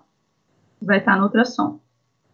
Tá? Porque, por exemplo, às vezes o médico ultrassonografista, ou aparelho antigo, ou às vezes ela foi feita por via pélvica, então às vezes você vai ver lá um ovário com 11 centímetros cúbicos e tem 10 folículos. Ele ou às vezes não conseguiu ver, não conseguiu contar, ou não procurou, vamos dizer assim. Mas se ele for maior que 10 centímetros cúbicos, ele é um parâmetro. Pelo volume você já pode considerar, entendeu? Certo. Obrigado, professor. Então, o diagnóstico diferencial. Você vai afastar a hiperplasia, uma causa de anovulação, né? Porque você avaliou a paciente, você viu que ela não está ovulando. Então, você vai afastar outras causas. Dosar prolactina, verificar se ela tem disfunções tiroidianas, né? A dosagem de TSH. Se alterado, você repete uma nova amostra para ter certeza. A dosagem da testosterona total ou livre, tá? Quando ela tiver, assim, muito aumentada, maior que 100, 200, ela provavelmente a causa não é ovariana, tá? Então, você vai afastar, quer dizer, não é só a ovulação, pode ser um tumor, que daí é muito aumentado. Então, tem que dosar para poder afastar se não é um tumor ovariano que está produzindo esse androgênio em excesso. Para afastar a presença de tumor de suprarrenal, você vai dosar o sulfato de dehidroepiandrosterona, sulfatada. E para afastar a hiperplasia adrenal congênita, você vai dosar 17-alfa-hidroxiprogesterona, sempre na fase folicular, que é a primeira fase do ciclo. Tá? Então, essas são doenças que podem levar a anovulação e aumento da produção de androgênios, que você tem que afastar. Então, como eu falei no começo, a SOP é um diagnóstico de exclusão, tá? Então, aqui nesse fluxograma, o diagnóstico da SOP para a gente revisar. Então, você atendeu lá a paciente que tem oligoamenorreia, tá? Ela não menstrua ou menstrua muito, muito pouco, né, cada 90 dias, e tem sinais de hiperandrogenismo. E aí, se ela tem esses dois critérios, sim, então você considera que ela tem SOP, você suspeita da SOP. E aí você primeiramente tem que descartar outras causas desse hiperandrogenismo e alteração menstrual. Né? Você descartou tudo. E aí fez o ultrassom, preenche os critérios, então você considera que ela tem SOP. Tá? Agora, se ela não tem os dois fatores de oligomenorreia e hiperandrogenismo, não tem. Ela tem só oligomenorreia, por exemplo. Então, você vai fazer o ultrassom. O ultrassom preenche os critérios de SOP? Sim. Então, você considera que ela tem SOP, volta lá para a esquerda e vai afastar as outras causas para poder ter certeza que não é outra doença e aí fechar o seu diagnóstico. Tá? Agora, vamos supor, ela não tem oligomenorreia nem hiperandrogenismo. Tem só ultrassom com os critérios de SOP. Ela tem SOP? Não, ela não tem SOP. Tá? Então, ao acaso, você fez um ultrassom e tem lá, polimicrocistos. Você considera que ela tem SOP? Não. Você vai investigar aquele quadro, mas não dá para fechar o teu diagnóstico. Tá? E se ela tem oligomenorreia e não tem sinais de hiperandrogenismo, quer dizer que ela tem anovulação. Aí você vai partir para aquele diagnóstico da amenorreia secundária, que foi a outra aula que a gente começou. Enfim, é mais ou menos por aí. Deu para entender? Deu, prof. Deu sim, prof. Esse fluxograma é bem bacaninha, né? Eu gosto dele. Né? Uhum. Então, tá. Vamos lá. Então, você vai fazer a avaliação clínica, questão prática, né? Você está lá com a paciente e você tem que avaliar ela. Se ela tem SOP, você vai ter que avaliar o tipo de SOP que ela está manifestando. Tem pacientes que são obesas ou não. Tem pacientes que têm mais sinais de hiperandrogenismo, outras menos. Isso tem a ver muito com a questão do organismo dela, dos receptores que ela tem, no couro cabeludo, na pele, de quanto ela reage a cada hormônio, né? Não necessariamente tem a ver com a quantidade de hormônio. Então, assim, ela tem muito androgênio, ela vai ter muito pelo. Não. Depende de como ela responde àquele androgênio. Tem mulheres que respondem mais, outras menos. Então, aí você vai fazer a avaliação clínica de como é essa paciente sua de SOP. Então, você vai ver peso, altura, IMC e tal. E a circunferência abdominal. Quando ela está acima de 88, ela é um sinal que a paciente possa ter resistência à insulina. Então, quer dizer, ela está tendo uma obesidade central, uma distribuição mais central da gordura, certo? A barriguinha. Você vai dosar a glicemia, vai fazer o TO3G75, perfil lipídico. Você vai avaliar essa paciente se ela está tendo desenvolvimento assim metabólica relacionada à SOP.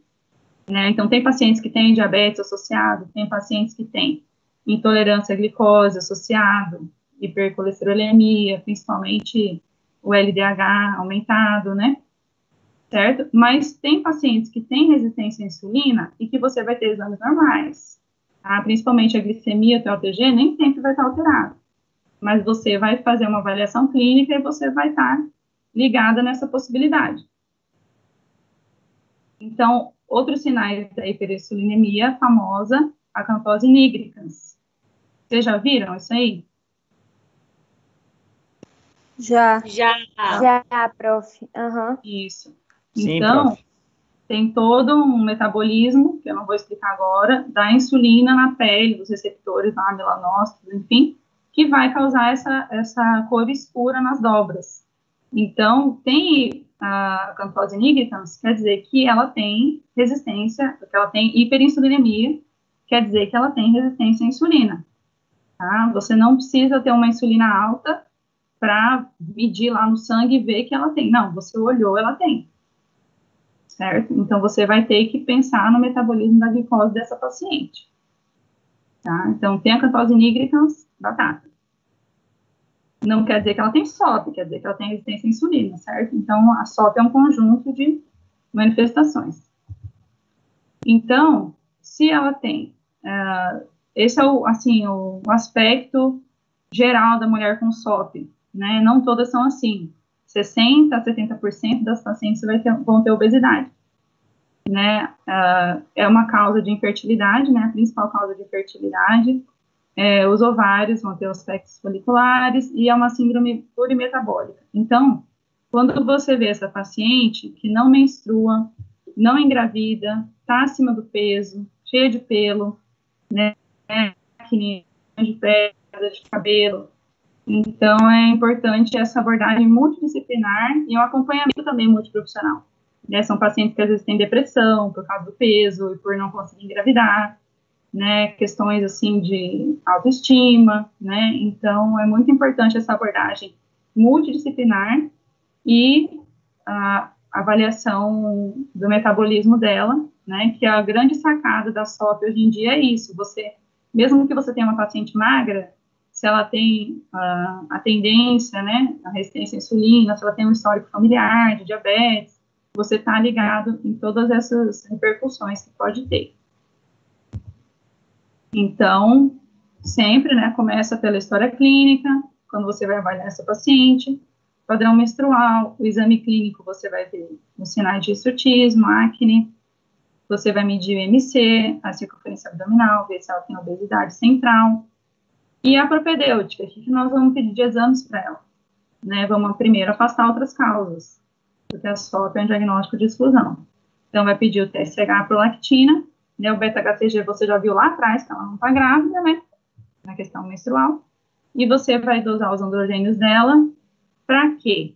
Para você verificar de onde vem esse androgênio que ela tem, tá? Porque ela tem os sinais de hiperandrogenismo, tem acne, tem hirsutismo, você tem que ver de onde vem esse androgênio para você saber se a causa é ovariana.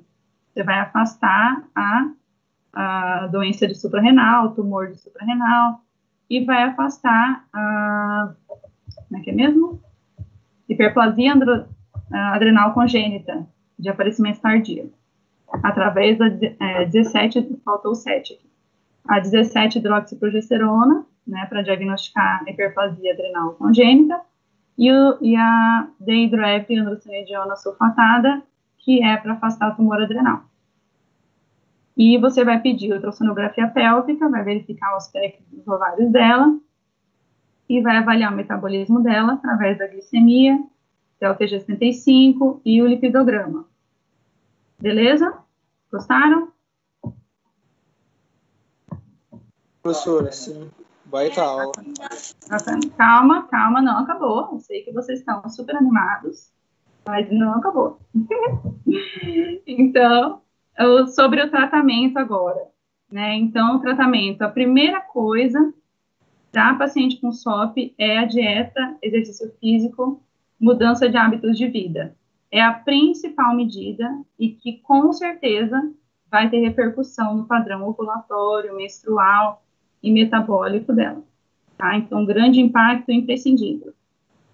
Quando a paciente perde de 5 a 7, 10% do peso, ela já vai ter uma redução da insulina e redução de androgênios e vai aumentar esse HBG. Por causa de todo aquele metabolismo, a insulina vai diminuir a sua ação na teca, na célula da teca, o androgênio vai ser menos convertido em estrona por causa da perda do tecido adiposo e tudo mais.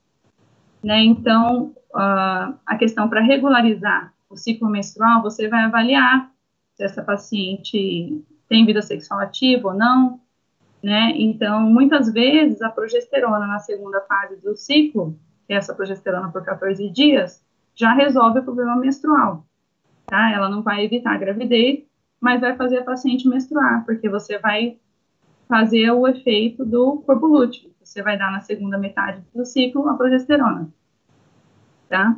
Os contraceptivos orais combinados. Sempre preferimos os combinados, porque o estrogênio vai atuar no fígado, né, e vai aumentar a produção de SHBG. Então, isso vai diminuir o androgênio circulante, vai captar mais a testosterona livre, vai diminuir o efeito androgênico, né, vai melhorar os sintomas dela e vai melhorar o padrão menstrual. Né, a metformina, eu vou falar mais para frente de cada item desse. A metformina, que ele é um sensibilizador da insulina, vai também melhorar a questão do metabolismo, do peso, vai melhorar a questão do efeito da insulina na teca, tudo mais. E os antiandrogênicos para as manifestações de hiperandrogenismo. Então, aqui a questão da dieta e o exercício físico. Então, quando a paciente é obesa, tem redução do peso, né, tem que mudar os hábitos alimentares, exercício, cada paciente vai precisar de um tratamento específico para a obesidade dela, né, se vai ser medicamentoso, né, no caso, muitas vezes vai ser acompanhada em conjunto com o endocrinologista, né, às vezes até cirurgia bariátrica, né, pode acontecer. Então, a obesidade, quando você diminui a obesidade, você diminui a hiperinsulinemia, você vai diminuir o hiperandrogenismo, consequentemente, e diminuir a anovulação, né? E a diminuição da insulina aumenta o SHBG, e a diminuição do hiperandrogenismo vai diminuir a testosterona, consequentemente, vai diminuir a testosterona livre, tá? Quando você aumenta o SHBG. E isso melhora o padrão ovulatório e tudo mais. Prof. Oi. Então, um contraceptivo tipo DIU não vai adiantar? Então, ele não vai ter benefício. Se você colocar um DIU de cobre, benefício zero. Você só vai evitar a gravidez, você não vai ajudar em nada o quadro de SOP. Se você colocar um DIU de hormônio, né, que ele é só a progestágeno, você vai ter alguns benefícios, né, da progesterona, no endométrio e tudo, mas você não vai tratar a questão do hiperandrogenismo dela. Entendeu? Então, assim, o anticoncepcional a gente tem que sempre avaliar caso a caso, né? Até eu vou falar mais pra frente, que tem pacientes que não vão poder tomar estrogênio. Tem hipertensão, tem alguma coagulopatia, algumas doenças que contraindicam. Aí você vai ter que pensar numa outra solução de tratamento, que daí nós vamos falar mais pra frente. Então, mas o DIU realmente você não vai estar ajudando nessa parte. Certo? Então, os contraceptivos orais combinados são a primeira linha no tratamento do hiperandrogenismo causado pela SOP. Então vamos mostrar aqui como eles vão agir, né? Então, aqui, os estrogênios, né, etinil e estradiol com progestogênios vão diminuir o LH lá na hipófise, tá? E aí, o etinistradiol vai atuar no fígado, diminuindo SHBG. E isso vai aumentar a ligação, vai aumentar SHBG, aumenta a ligação à testosterona, diminui a testosterona livre. Né? E lá na hipófise, a diminuição do LH vai gerar uma redução na secreção de androgênios pela teca. Vocês se lembram, né? Então, o progestogênio da pílula combinada vai atuar... deixa eu ver aqui. Isso, vai reduzir no caso, o progestogênio da pílula vai atuar no endométrio, gerando a estabilidade, né? O que mais? E os progestogênios que a gente vai preferir são aqueles que têm uma ação antiandrogênica, né? Que vocês já devem ter ouvido falar de anticoncepcionais que hoje em dia são feitos com esse benefício extra, né? Então, aqui está listando, né? Tem alguns que são antagonistas do receptor androgênico, no folículo piloso, na glândula sebácea e tal, então, aqui que é a ciproterona, dospirenona e dinogeste. Não estou dizendo, assim, que esse é o melhor, que esse tem que ser usado. Na verdade, não tem, assim, um exatamente que seja o melhor, top, que você vai passar para todo mundo e vai dar certo. Não é bem assim, tá? Então, uns têm um benefício para um lado, outros para outro, né? Então, tem progestágenos da pílula combinada que vão inibir a ação da 5-alfa-redutase, né? Então, vai diminuir a formação de testosterona livre. Então, a clormadinona, ciproterona, desogestrel, gestodeno, norgest, esse aqui eu não conheço. Enfim, mas essas são as vantagens da pílula combinada. Vai diminuir a secreção do LH na hipófise, vai aumentar esse HBG, vai diminuir a testosterona livre e alguns vão ter a vantagem de atuar nos receptores androgênicos da pele, do cabelo, melhorando os sintomas de hiperandrogenismo, tá? Então, vamos lá. A questão da metformina, sensibilizadores de insulina. Eles vão ter uma ação melhor na questão do metabolismo da glicose, né, na questão de emagrecimento, tecido adiposo, e vão melhorar a questão dos androgênios no ovário, que vão diminuir a secreção de insulina.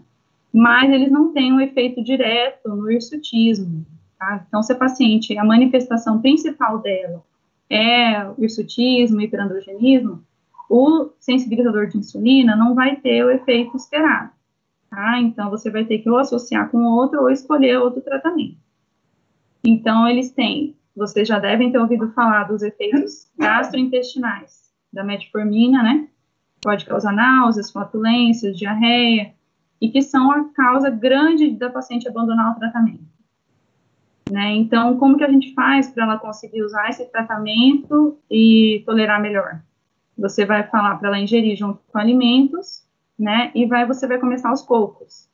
Então, na primeira semana, você vai passar um comprimido de 500 ou metade daquele de 850 por dia. Na outra semana, você dobra a dose, né? E da terceira, quarta em diante, você vai atingir sua dose-alvo, que é de 1 grama, né? De 1.000 miligramas a 2.500. Menos que isso, você não vai ter o efeito que você precisa. Então, não adianta você passar um comprimido de 500, porque a paciente não sentiu bem, você não vai estar tratando essa paciente para esse problema da resistência à insulina na SOP, tá? Então, o ideal é você ir aumentando aos poucos para você atingir a dose ideal, que é de 1.000 miligramas ou mais, senão você não vai ter o benefício, certo? Entenderam? Alô? Sim. Certo. Só confirmando que vocês estão aí escutando ainda. Então, os antiandrogênicos que a gente tem para tratar hirsutismo. Então, a gente pode, por exemplo, uma paciente que não pode tomar estrogênio lá, que você vai pôr um DIU nela, mas ela tem hirsutismo, então você pode associar o uso de um antiandrogênico, que vai atuar só na questão do hirsutismo, né, da hiperandrogenismo, alopécia e tal. Então, você tem a ciproterona, que você usa na dose de 50 a 100 miligramas por dia, associado ao anticoncepcional, né, ou não, durante uma fase do mês. Tá? Você tem a espironolactona, que você dá, geralmente, de 100 a 200, aqui está mostrando 50, mas é de 100, acima de 100, dividido em 2 doses, né, e ele bloqueia o receptor androgênico. E tem a finasterida, que também é um antiandrogênio, que você vai dar uma dose de 5 miligramas por dia, né, e todos esses métodos você tem que usar associado a algum método anticoncepcional, porque eles são todos teratogênicos, tá? Então, você não pode tratar hirsutismo só com eles, você tem que usar um DIU ou pílula combinada junto, E a flutamida não se usa mais, porque ela tem vários problemas de hepatotoxicidade, não se usa mais. É um remédio antigo. E aqui a espironolactona, né, mostrando que ela diminui a atividade da 5-alfa-redutase, né, e compete com receptores androgênicos e aumenta o catabolismo dos androgênios, essa forma dela agir tratando o hiperandrogenismo. E a finasterida a gente usa como segunda opção quando a paciente não responde à espironolactona. Então, a maioria das vezes você vai usar mesmo a ciproterona associada à pílula ou a espironolactona. Tá? A maioria dos tratamentos são assim, sempre associado ao anticoncepcional. Ô, prof, mas então, se para método de anticoncepção mesmo, ela quiser usar o DIU, ela tem como, então, fazer uso do DIU, e aí o antiandrogênico só para tratar mesmo a síndrome? Poderia, dependendo das manifestações que ela tem, você pode fazer desse jeito. Pode. Entendi. Sim.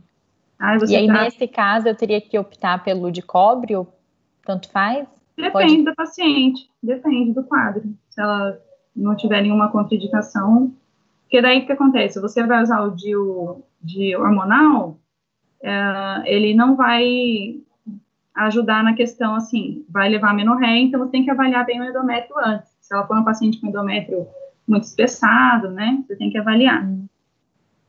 Certo? Mas é uma opção, sim, usar o DIU e usar o antiandrogênico. Obrigada. E aí, tratamento médico, né, mas acontece assim, se alguém perguntar para você qual a melhor método anticoncepcional para paciente com SOP, é a pílula combinada, certo? O melhor é ele, que vai ter os benefícios em todas as fases lá do ciclo, e vai ter vários benefícios na questão da síndrome, tá? Agora, você vai avaliar a paciente, na prática, você vai avaliar a paciente caso a caso, tá? Mas se alguém perguntar para você, prova de residência, qual a melhor pílula combinada? Anticoncepcional hormonal combinado, certo? Por causa do estrogênio, que ajuda a aumentar esse HBG e tudo mais. Então, você tem outros métodos também para melhorar a questão dos pelos, né, descoloração, depilação, laser e tal. Pode ser feito. Então, aqui mostrando a associação. Se é melhor metformina, quando usa, quando não usa. Então, aqui mostrando que quando você usa do lado azul aqui, ó, o anticoncepcional com o antiandrogênico, você vai melhorar o hirsutismo, você vai ter proteção do endométrio, porque você vai ter a oposição do progestogênio, né? Você vai melhorar, diminuir, né, testosterona total, testosterona livre, você vai diminuir a androstenediona e todos os androgênios. E se você usar a metformina, aqui do lado rosa, você vai melhorar o IMC, você vai diminuir a resistência à insulina, você vai melhorar esse índice ROMA, que é a questão da síndrome metabólica, você vai diminuir a intolerância à glicose e vai melhorar a questão metabólica, certo? Os dois juntos, na verdade, assim, você não vai ter, não tem necessidade de associar, entendeu? Você vai perder alguns benefícios dos dois lados. Então, é melhor você sempre avaliar a paciente qual é o fenótipo dela, qual é o tipo de manifestação de SOP que ela tem, para você ver qual lado você vai para esse tratamento. Você pode associar, mas quando você associa, você perde alguma coisa de cada lado. Certo? Vocês entenderam? Sim. Então, aqui, hirsutismo. Quando a paciente tem as manifestações do SOP com hirsutismo, então, estilo de vida, medidas cosméticas para os pelos. Essa questão do tratamento para você, também um fluxograma para tratamento. Se a paciente tem desejo de engravidar, você não vai poder passar anticoncepcional para ela. Você também não vai poder passar antiandrogênico para ela, porque é teratogênico, né? Então, você vai ter que partir para outras medidas de tratamento desse hirsutismo dela, né? Se ela não quer engravidar, você vai usar o anticoncepcional oral combinado. Se ela tem contraindicação, você vai usar a contracepção segura, que foi o que você perguntou, do DIU, e o antiandrogênico. Agora, se ela não tem contraindicação para nenhum anticoncepcional hormonal, você vai preferir? A pílula combinada, de preferência com um desses 3 progestágenos que vão ter mais benefício, que é a cicloterona, a drospirenona e a clormadinona. Né, o Diane 35, Yas, Yasmin, e Belara, né? Então, e se ela tem, mesmo você entrando com anticoncepcional, se ela tem um hirsutismo muito severo, que não respondeu ao seu tratamento, aí você vai adicionar a pílula com um antiandrogênico, que é a citoterona isolada, né? Espironolactona ou finasterida. Beleza? Certo. Beleza. Então, vamos lá. E aqui, se a paciente quer engravidar. Então, a primeira coisa, assim, quando ela muda os hábitos de vida, quando ela começa o anticoncepcional combinado, você vai tratando essa paciente, ela vai melhorando, né? E se ela quer engravidar, logo que ela para o anticoncepcional, é o melhor momento. A maior chance dela engravidar, quando ela tem maior chance de ter ciclos ovulatórios, são os 3, 4 primeiros meses após a interrupção do anticoncepcional, tá? Então, ela quer engravidar, vamos supor, não vou engravidar agora, você vai tratar, termina o anticoncepcional, 3 meses, tenta engravidar naturalmente, tá? Ela não engravidou, né? Vai precisar de indução, né? Então, no caso, parou o anticoncepcional, tá menstruando, mas não engravidou, quer dizer, talvez ou ela não menstrua, não vai ter ovulação, ou ela está tendo ciclos menstruais anovulatórios. Então, você vai ter que induzir, tá? Uma observação que eu não coloquei aqui no slide, quando você for fazer a indução, você decidiu que vai tratar essa mulher para engravidar dessa forma, é importante você primeiro avaliar o fator masculino, né? Você pode anotar aí. Antes de fazer a indução, pedir um espermograma do marido e a histerosalpingografia. Porque se essa paciente tem obstrução tubária ou o marido é azospérmico, você não vai passar remédio para ela tentar engravidar em casa, certo? Então, antes de você decidir induzir, você tem que fazer essa avaliação.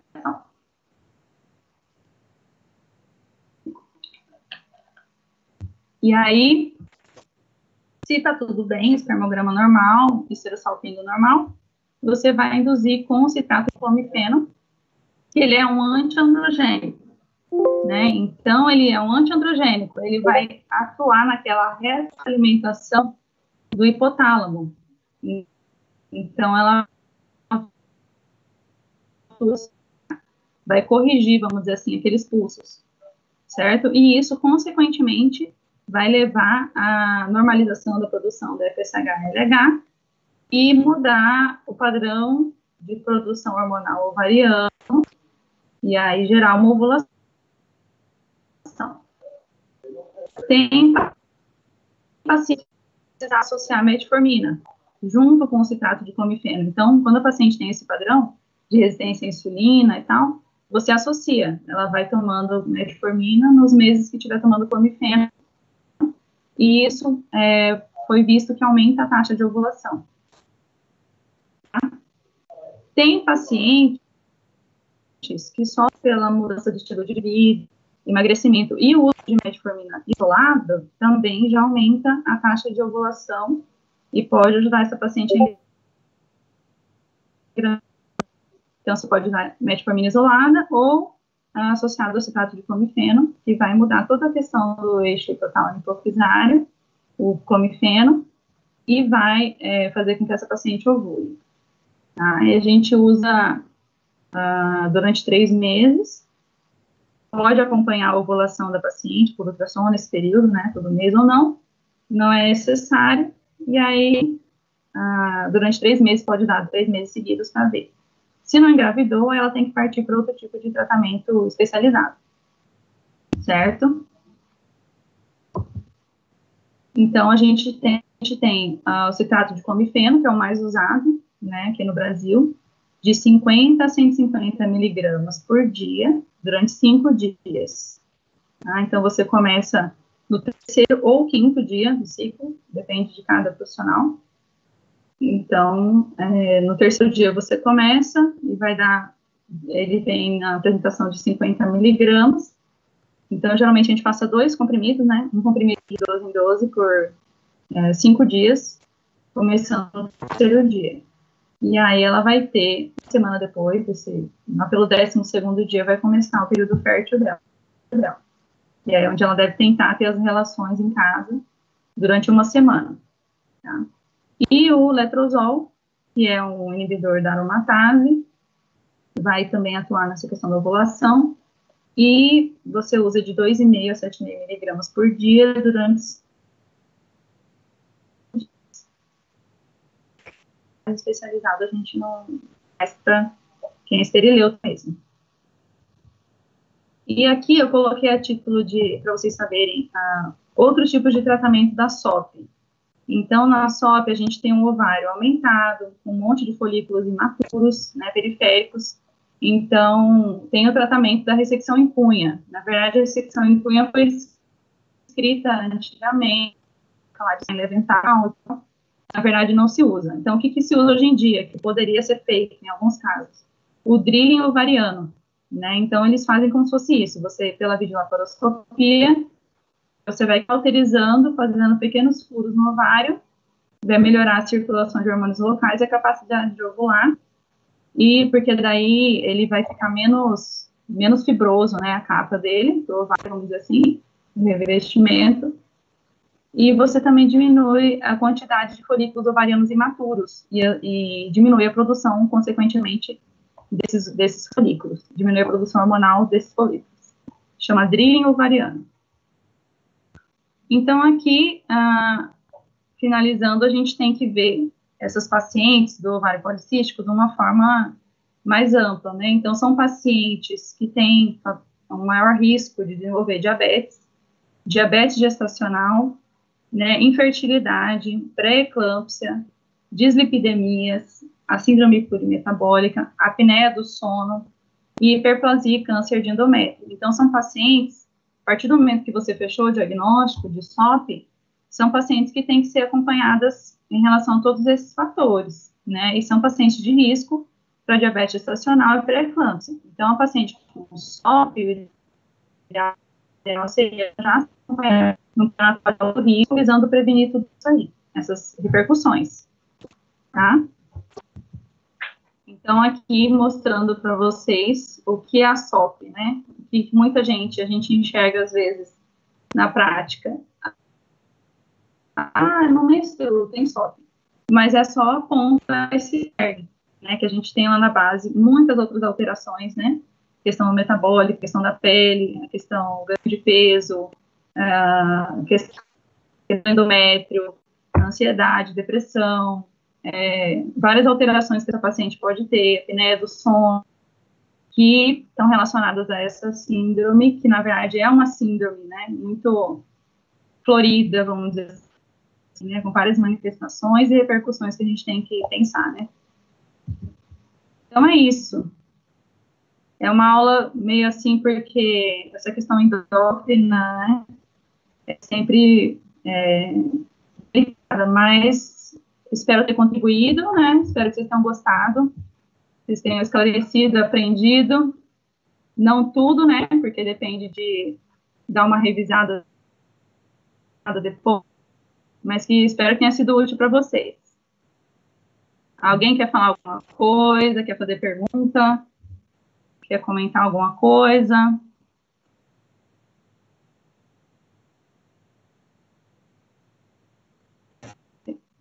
Acho que não, prof. Tá tranquilo. Tem alguém aí? Obrigado, hein, professora. Obrigado, professora. Baita aula, aulão. Gostei demais.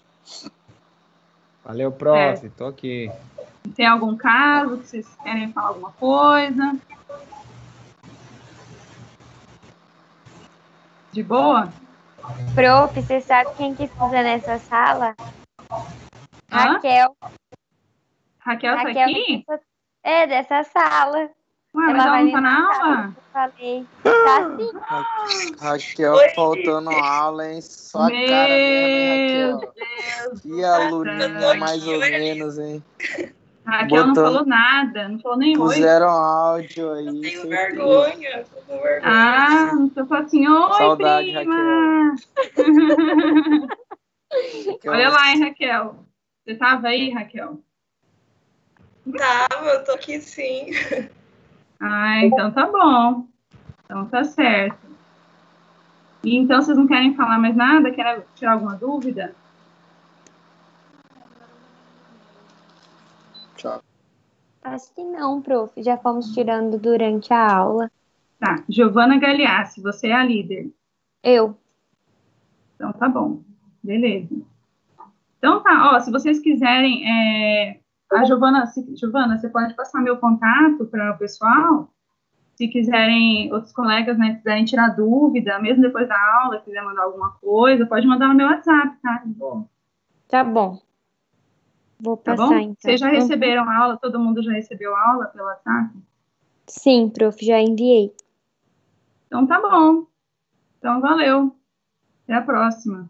Obrigada, prof. Tchau, prof. Ah, e quem tá gravando tem que parar a gravação aí, né? Não sei quem. E depois manda para mim, tem que mandar para mim. Aham, já vou passar o seu número para enviar a gravação. Então tá bom. Tá Tchau, joia, prof. então. Tchau, Tchau. prof. Obrigada.